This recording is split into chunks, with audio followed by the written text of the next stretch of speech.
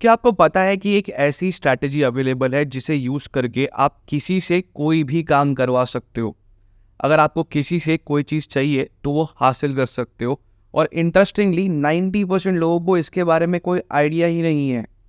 ये strategy mister Dale Carnegie ने अपनी किताब how to win friends and influence people में शेयर की थी इन द ईयर 1936। और आज ऑलमोस्ट 100 साल बाद भी ये स्ट्रैटेजीज उतनी ही रेलेवेंट है। और जब मैं बोल रहा हूँ कि आप किसी से कुछ भी करवा सकते हो तो मैं मजाक नहीं कर रहा। आई एम वेरी सीरियस कि आप सच में किसी से कुछ भी करवा सकते हो। चार्ल्स मेसन ने जेल में रहते हुए ये किताब पढ़ी और बाहर निकल के वो एक कल्ट रीडर बना और दूसरों को मैनिपुलेट करके 7 लोगों का खून करवाया। 1998 में रशिया में कुछ मिशनरीज को किडनैप कर लिया गया था और जो लोग किडनैप हुए थे उन्होंने इसी बुक की स्ट्रैटेजीज यूज की थी ताकि उनको अपने किडनैपर से बेटर ट्रीटमेंट मिल सके। One of the richest man in the world Warren Buffett ने भी कहा है कि इस बुक में दी गई स्ट्रैटेजीज यूज करके उनकी लाइफ बदल गई। इसके अलावा अनगिनत लोग हैं जिन्होंने इन स्ट्रैटेजीज को यूज करके अपने बिजनेस टारगेट्स अचीव किए, अपने करियर में ग्रोथ हासिल की, अपने घर पे अपने स्पाउस के साथ में अपने रिलेशनशिप्स और मजबूत किए। आज मैं यही स्ट्रैटेजी शेयर करूंगा कि आप कैसे किसी को इन्फ्लुएंस करके अपना काम करवा सकते हो, लाइफ में जो भी चाहिए वो हासिल कर सकते हो। Hello everyone, I am Rohan Bhardwaj and शुरू करते हैं आज का वीडियो। अब अगर आप किसी से कोई काम करवाना चाहते हो या आपको किसी से कोई चीज़ चाहिए तो इसके 2 तरीके हैं। पहला, आप गन पॉइंट पे वो काम करवा सकते हो और दूसरा, वो इंसान तभी वो काम करेगा जब वो खुद अपनी मर्जी से करना चाहता है।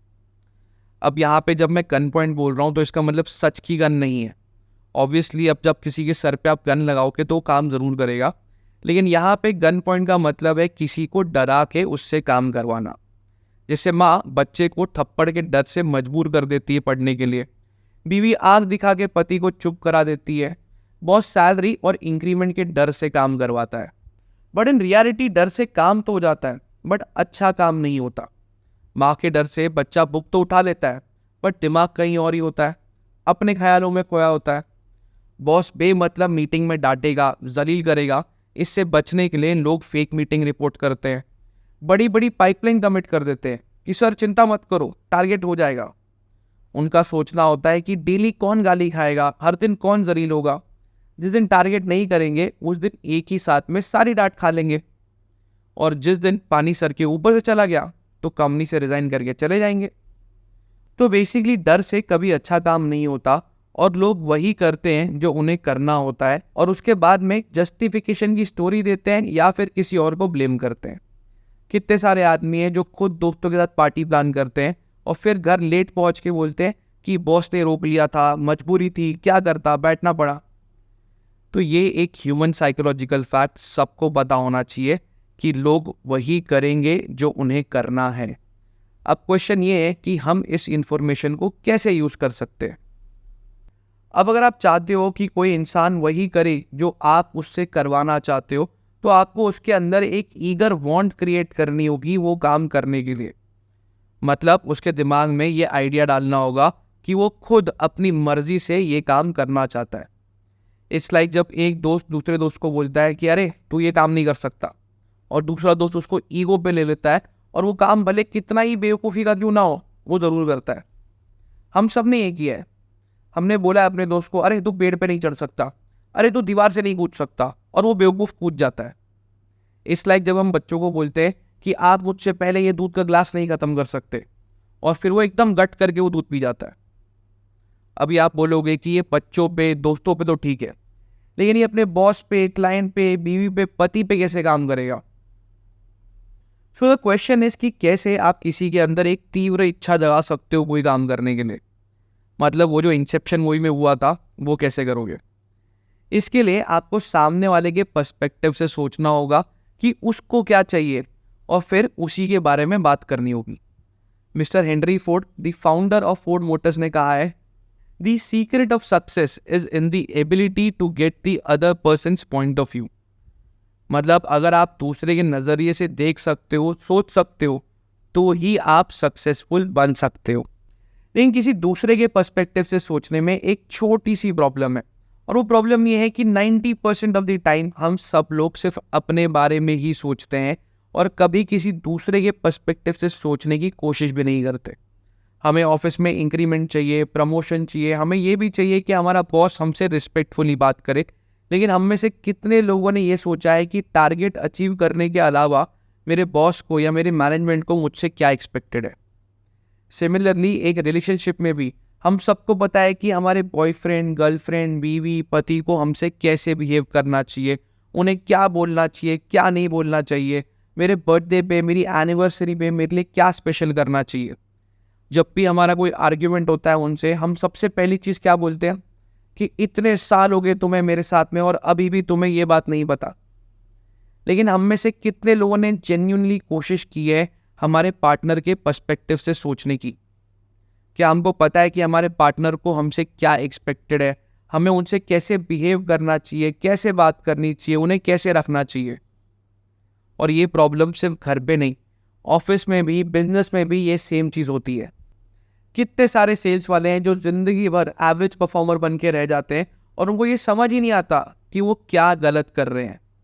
हम सब ने ये एक्सपीरियंस किया होगा कि हमें रियल एस्टेट वालों के फ़ोन आते हैं, वो फ़ोन उठाते ही छुट्टी शुरू कर देते हैं कि सर मैं XYZ डेवलपर से बात कर रहा हूँ, हमने एक नया प्रोजेक्ट लॉन्च किया है, इसके अंदर दुनिया भर की सारी एमिनिटीज़ हैं और ये प्री लॉन्च प्राइस में 2000 रुपये सस्ता मिल रहा है।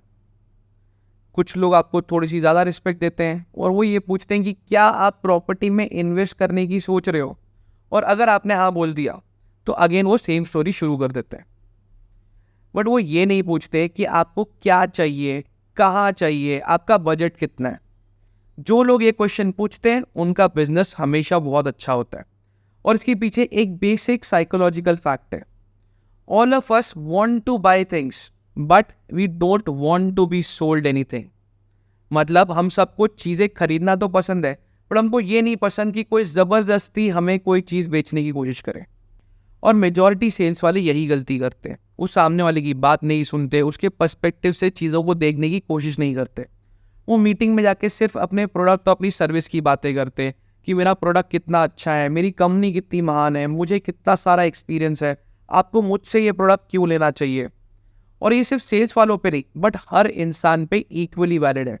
हम सबको सिर्फ अपनी स्टोरी सुनानी है और किसी और की कहानी सुनने में हमें कोई इंटरेस्ट नहीं है। हम जब किसी से बात कर रहे होते हैं, कोई हमें कुछ बोल रहा होता है, तो हम उसके पूरे पॉइंट में एक मुद्दा ढूंढ लेते हैं और उसका आंसर सोचने लगते हैं। हम मौका ढूंढते हैं कि कैसे मैं इसे काट दूं और फिर अपना पॉइंट रखूं। तो अब आपका क्वेश्चन होगा कि फिर कैसे किसी और के पर्सपेक्टिव से सोचा जाता है। अब दूसरों के पर्सपेक्टिव से सोचने का सबसे पहला तरीका ये है कि जब भी आप किसी से कोई काम करवाना चाहो तो खुद से एक सवाल पूछो कि ये आदमी ये काम खुद से क्यों करना चाहेगा, और जो भी उसका आंसर मिले उस पर फिर से यही सेम क्वेश्चन पूछो और तब तक पूछते रहो जब तक आपको उसका क्लियर आंसर नहीं मिलता, जब तक आपको सामने वाले का पर्सपेक्टिव समझ नहीं आता। इसका दूसरा तरीका है कि आप सामने वाले को ये महसूस कराओ कि ये काम करने का आइडिया उसका खुद का है। यहाँ पे एक एग्जांपल देता हूँ। मेरे दोस्त के 1 साल सेल्स टारगेट्स अचीव नहीं हुए, बॉस ने बहुत डांटा, बहुत गाली पड़ी, बोला कि इस साल तो हो गया है बट अगले साल ऐसा नहीं चलेगा। हम दोनों बैठ के डिस्कस कर रहे थे कि अभी आगे क्या करना चाहिए। तो हमारा 2 ऑप्शन है। पहला ऑप्शन, टीम को बुलाओ, उनको अच्छे से हड़काओ, ये तुमने बहुत ख़राब काम किया है, ऐसे ही करोगे तो कंपनी से निकाल देंगे, अगले साल तुम्हें अच्छा काम करना होगा। बट ये करके कुछ फ़ायदा होगा नहीं। तो दूसरा ऑप्शन किया, उसने टीम को बुलाया, सबको बोला कि हाँ इस साल ख़राब परफॉर्मेंस हुई है, कोई बात नहीं, अब मुझे आप ये बताओ कि आप अगले साल अपने टारगेट का कितना % अचीव करोगे। अब ये सबके लिए एकदम सरप्राइज हो गया क्योंकि सब लोग एक्सपेक्ट कर रहे थे कि जो डांट पड़ी है ये आगे पास करेगा, बट इसने तो कुछ बोला ही नहीं। अब कोई भी ये थोड़ी बोलेगा कि मैं 70% टारगेट अचीव करूँगा, 80% टारगेट अचीव करूँगा। सब ने बोला कि भाई हम 150% करेंगे, कोई बोल रहा है 120, कोई बोल रहा है 150, कोई बोल रहा है 200। तो इवेंचुअली डिसाइड हुआ कि एज अ टीम हम सब लोग 150% अचीव करेंगे अपने टारगेट का। अब इसने सिंपल सा क्वेश्चन पूछा, तो अब बताओ कि कैसे करेंगे। पूरी टीम सुबह से शाम तक बैठी, सब ने डिस्कस किया। किसी ने बोला कि हमको प्रोसेस में चेंज करना चाहिए, किसी ने बोला हमको पिच में चेंज करना चाहिए, कोई बोल रहा है हमको अपने प्रेजेंटेशन में, डेमो में चेंज करना चाहिए। शाम तक पूरी टीम ने मिलके हर इंडिविजुअल का एक कस्टमाइज प्लान बनाया कि उसको कितनी मीटिंग्स करनी होंगी, उसको अपने प्रोसेस के अंदर क्या क्या चेंज करना होगा, क्या स्टैंडर्ड प्रोसेस बनेगा। इवेंचुअली क्या हुआ, इन्होंने 1 साल बाद अपने टारगेट का 118% अचीव किया और कंपनी में बेस्ट परफॉर्मिंग टीम बनी। इससे क्या सीखा? पहला चीज़, मैनेजर की इच्छा थी कि मैं टारगेट ओवर अचीव करूं, अच्छा परफॉर्म करूं। टीम को उसने इस तरीके से क्वेश्चंस पूछे कि टीम ने खुद प्लान सजेस्ट किया और उनको ऐसा लगा कि ये उनका खुद का आइडिया है कि हमको ओवर अचीवर्स बनना है। और ये सेम स्ट्रैटेजी आप अपने क्लाइंट्स के साथ यूज़ कर सकते हो, अपने हर रिलेशनशिप में भी यूज़ कर सकते हो। बट यहाँ पे आपका एक क्वेश्चन आएगा कि जब हम किसी को ऐसे इन्फ्लुएंस करते हैं तो ये क्या किसी को मैनिपुलेट करने जैसा हो गया है? क्या हम किसी का फ़ायदा उठाने क्या देख रहे हैं? तो ऐसा नहीं है। ये स्ट्रैटेजी सिर्फ तभी काम करेगी जब दोनों पार्टीज़ के लिए विन विन सिचुएशन होगी। मतलब अगर आप किसी से कुछ करवाना चाहते हो तो आपके फ़ायदे के साथ सामने वाले का भी फ़ायदा होना चाहिए। अगर आप सिर्फ अपना फ़ायदा सोच रहे हो और दूसरे का नुकसान, तो ये स्ट्रैटेजी काम नहीं करेगी। कोई भी इंसान इतना बेवकूफ़ नहीं है कि वो अपना नुकसान करवा के दूसरे का काम करेगा। अगर कोई सिग्नल पे भीख भी मांग रहा है तो वो ये बोलता है कि भगवान आपका भला करेगा। मतलब आप पैसे फ्री फंड में नहीं दे रहे हो, पैसे दोगे तो दुआ मिलेगी। मतलब win win for both. To summarise, लोग सिर्फ वही काम करते हैं जो वो खुद अपनी मर्जी से करना चाहते हैं। कोई भी इंसान किसी से ज़बरदस्ती कोई काम नहीं करवा सकता। अगर आप किसी को इन्फ्लुएंस करके उनसे कोई काम करवाना चाहते हो तो आपको उनके अंदर एक तीव्र इच्छा जगानी होगी वो काम करने के लिए। मतलब you will have to create an eager want. ये आप कैसे कर सकते हो?